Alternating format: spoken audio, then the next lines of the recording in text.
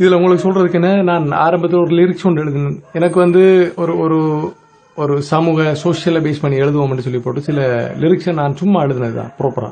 அதுக்காக நல்லவர் என்றும் வாழ வேண்டும் இந்த பூமியிலே, ஏழைகள் என்றும் நின்ற வேண்டும் இந்த பூமியிலே, மழை கொட்டும் காலமும் வெயில் வாட்டும் வேளையும் உணவு இன்றி தவிர்க்கும் வேளையில் தன் கரம் கொண்டு அணைப்பான் இறைவன் என்று சொல்லி சும்மா நான் எழுதினேன். எழுதி ஒரு ஒரு டெவலப் பண்ணி வந்தாலும் எனக்கு இதெல்லாம் சும்மா வேற விஷயங்கள் இதில் எழுதினாலும் எனக்கு இது சாட்டிஸ்பேக்ஷன் ஆகலை.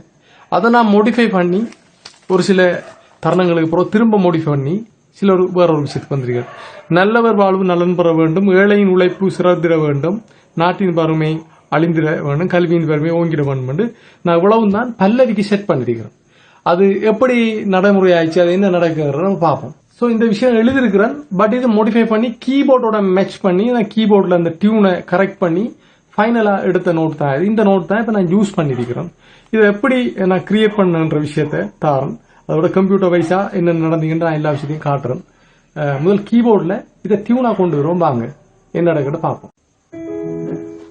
இப்போ லிரிக்ஸ் வந்து நல்லவர் வாழ்வு நலம் பெற வேண்டும், ஏழையின் உழைப்பு சிறந்திட வேண்டும், இதுதான் லிரிக்ஸ்.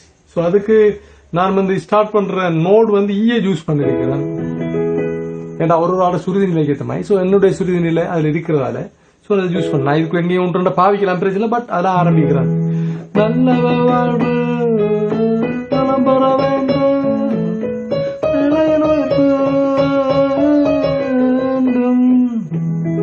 நல்லவர் வாழ்வு நலம் பெற வேண்டும், ஏழையின்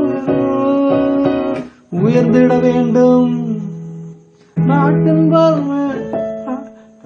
நாட்டின் வறுமை அழிந்து விட வேண்டும், கல்வியின் வறுமை ஓங்கிவிட வேண்டும், முயற்சி என்ற ஒன்று அப்படி பாட்டு வருது.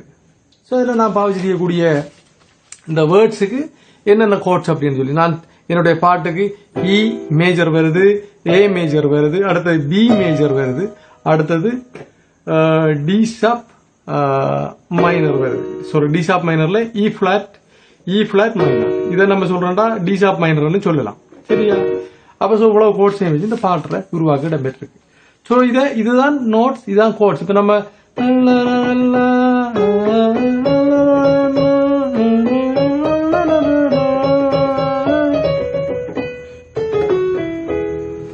அந்த என்ன நோட்டை நான் யூஸ் பண்றனோ அந்த நோட்ஸை பேஸ் பண்ணி அந்த கோட்ஸ் வந்துருக்கும். ஸோ அது உங்களுக்கு ஓரளவு கிளியர் ஆயிருக்கு. அப்ப இப்படிதான் நான் கீபோர்ட்ல டோன் எடுப்பேன். அப்ப சிலர் பாட்டு படிக்கிறேன், நல்லவர் வாழ்வு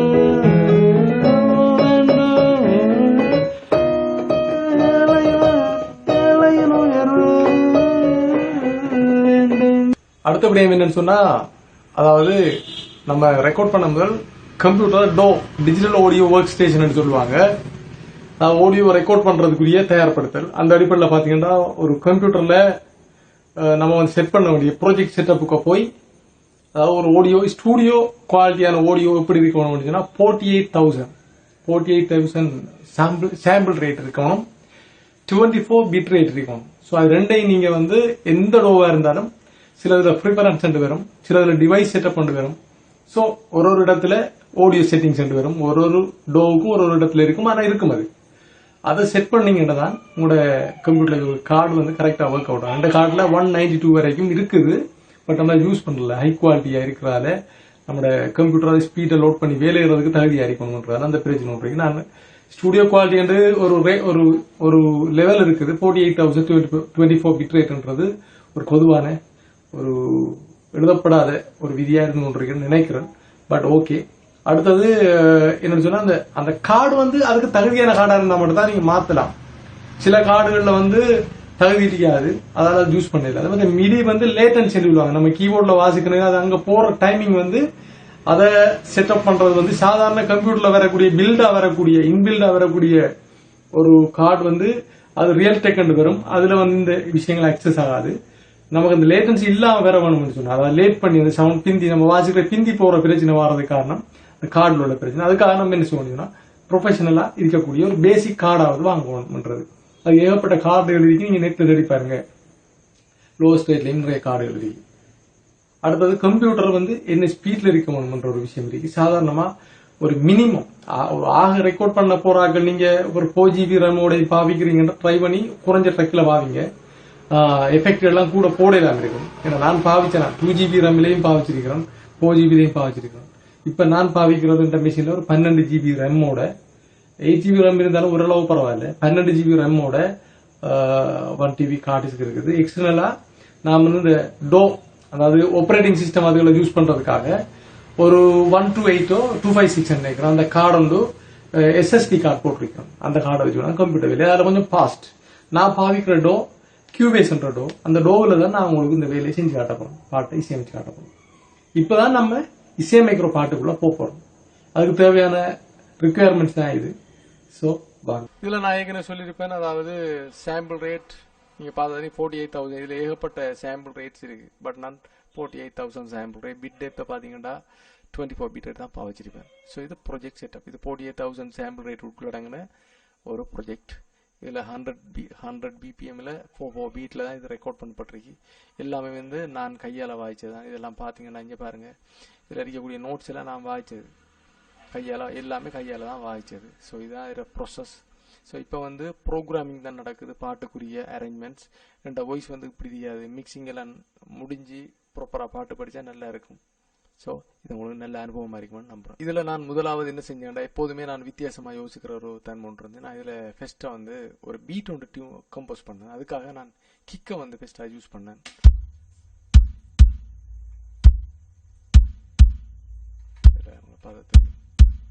இதில் கிக்கை யூஸ் பண்ணி இந்த அடி விடுது பாருங்க இந்த இடத்துல.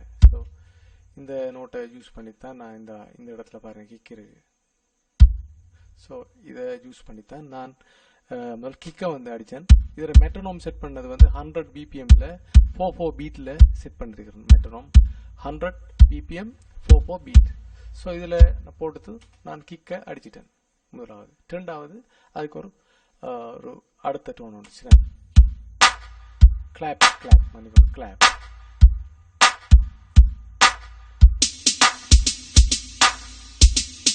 இதில் உங்களை பார்த்தா தெரியும். இது நான் ஏன் பாவிக்கிறேன்னு சொன்னா, இது பாவிச்சது அதாவது ஓவரால் ஃப்ரீக்வன்சியை பேலன்ஸ் பண்றதுக்காக 3 டோனையும் நான் 3 பீட்ல 3 அடியையும் தனித்தனியாக எடுத்து பிளே பண்ணிக்கேன். ஏன்டா வேற வேற இன்ஸ்ட்ருமெண்ட்ல இருந்து ஒன்று எடுத்து தான் நான் பிளே பண்ணேன். அதுக்காக வேண்டி நான் இது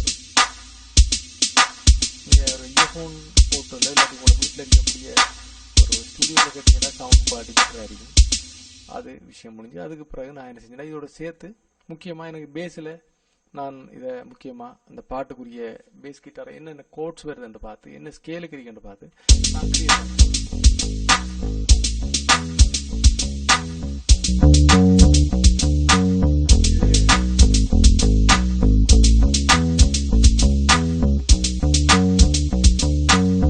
அதோட சேர்த்து அடுத்த ஒரு கோட்ஸும் பிளே பண்ணிருப்பேன்.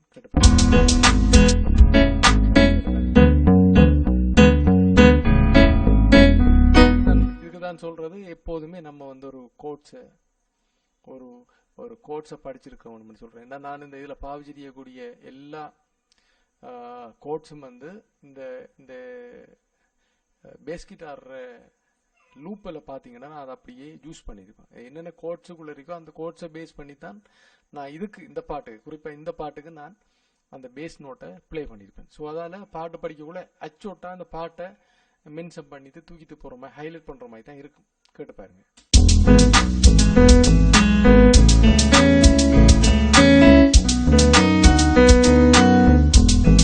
ஆனா இது எல்லாத்துக்கும் முக்கியமான விஷயம் என்ன, நான் எதுக்குமே வந்து மிக்சிங் இன்னும் பண்ணல. இது உங்களுக்கு கேட்கறதுக்காக பொலிங் பேலன்ஸ் மட்டும் பண்ணிக்கிறேன். சின்ன அட்ஜஸ்ட்மெண்ட் பண்ணிருக்கிறேன். ஏன்னா உங்களுக்கு கேட்கக்குள்ள சரியா இருக்கணும்ன்றதா. இப்ப நான் ரெக்கார்ட் பண்ண அந்த வோக்கல் ஒரு தடவை போட்டு காட்டுறேன், கேட்டு பாருங்க. நல்லவர் வாழ்வு உயர்ந்திட வேண்டும்,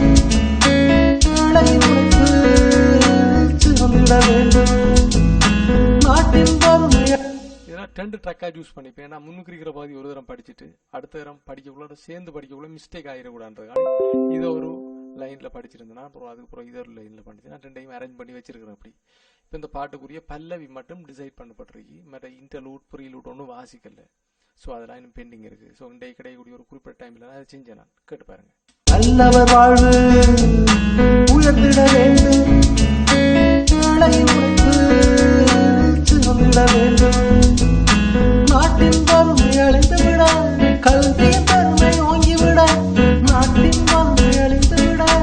கல்வியின் பெருமை ஓங்கிவிட முயற்சி வேண்டும் ஐயா, முயற்சி வேண்டும் ஐயா, முயற்சி வேண்டும் ஐயா, முயற்சி வேண்டும் ஐயா. நல்லவர் வாழ்வு உயர்ந்திட வேண்டும், ஏழையின் உழைப்பு சிறந்திட வேண்டும். நல்லவர் வாழ்வு உயர்ந்திட வேண்டும், ஏழையின் உழைப்பு சிறந்திட வேண்டும். நான் நினைக்கிறேன் இந்த வீடியோவை சில வேளை உங்களுக்கு அது புதுமையான ஒரு வீடியோவா இருந்திருக்கும், புது தகவல்கள் புது அனுபவங்கள் கிடைச்சிருக்கும். இந்த வீடியோவில் இணைந்திருந்து உங்கள் அனைவருடைய மனமார்ந்த நன்றி, வணக்கம், வாழ்த்துக்கள்.